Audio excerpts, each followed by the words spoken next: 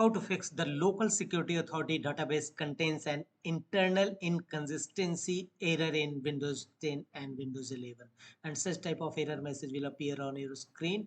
And to fix this issue, the first workaround is create a local user account.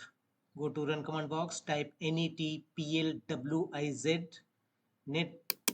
netplwiz and press OK.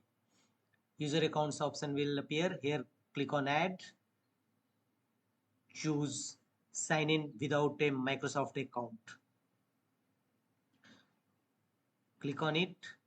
Here choose local account and put the credential, username, password, confirm password, and press next. A new local user account is duly created. Now go to that page and choose that account, choose properties, go to group membership, choose administrator and press apply and then OK.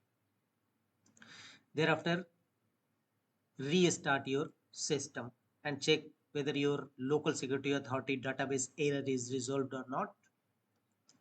If not, go to the next fixes. Uninstall recently installed Windows Update. Go to Windows settings, go to Windows Update.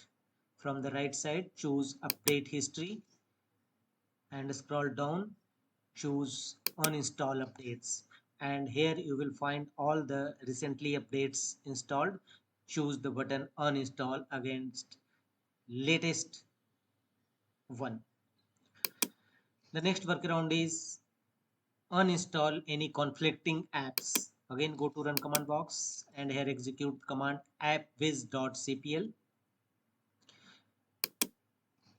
Here look for recently installed or downloaded apps in your system. Simply select it and choose uninstall and check whether your LSA error is